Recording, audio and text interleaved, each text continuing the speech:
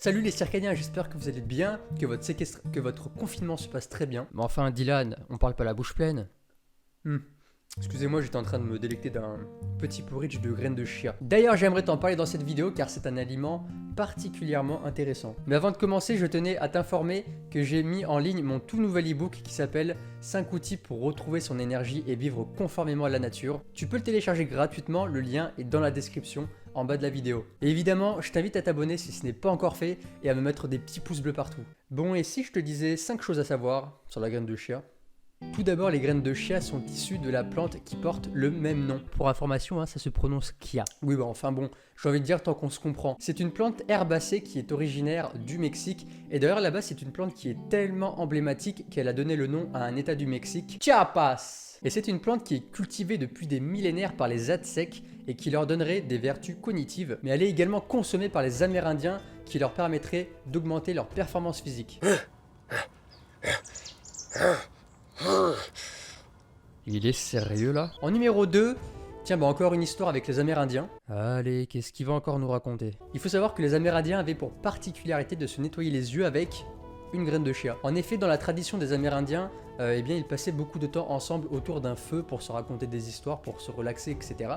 Et il arrivait qu'avec les flammes, eh bien, il y avait des poussières et des particules qui venaient se loger dans l'œil. Alors avant d'aller se coucher, les Amérindiens prenaient une petite graine, se la mettaient dans l'œil, et avec le mucilage, c'est-à-dire que la graine va en fait gonfler pour absorber un maximum d'eau et elle va devenir en fait un peu visqueuse. Et donc la graine pouvait récupérer les impuretés pendant la nuit, et lorsque l'Amérindien se réveillait le matin, il avait juste à la récupérer dans le coin de l'œil.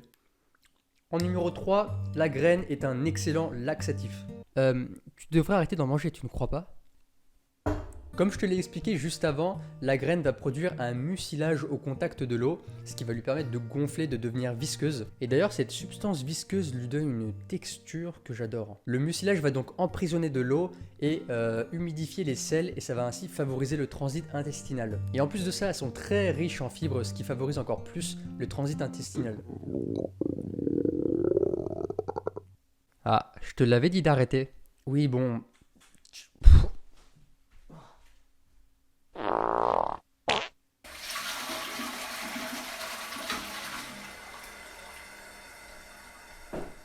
Oh, ça fait du bien. En numéro 4, la graine de chia est une bombe nutritionnelle. Pourquoi tu fais une voix comme ça?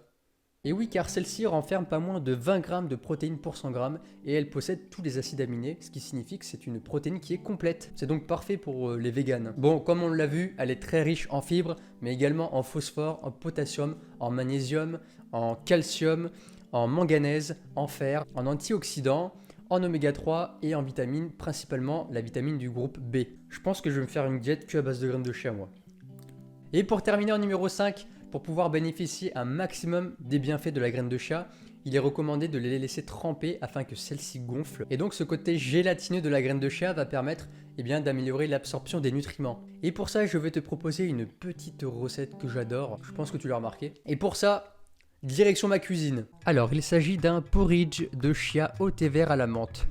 Je mets l'équivalent de 3 cuillères à soupe dans un verre, je fais infuser mon thé vert, là on attend un petit peu que ça infuse. Voilà, maintenant on filtre et on verse les graines, on mélange bien le tout et maintenant, bon on attend encore. Et voilà, on obtient un beau porridge et maintenant le clown du spectacle, un filet de miel par-dessus. Voilà un magnifique petit dessert que personnellement j'utilise en tant que petit déjeuner et c'est un vrai délice. Voilà, c'est tout pour moi les amis, j'espère que cette vidéo vous a plu. Si c'est le cas, mettez-moi un petit pouce bleu, abonnez-vous à la chaîne, partagez-la, ça me permettra d'être mieux référencé sur YouTube et de faire grandir la communauté. Je te dis à très bientôt pour une prochaine vidéo. Excusez-moi, ciao.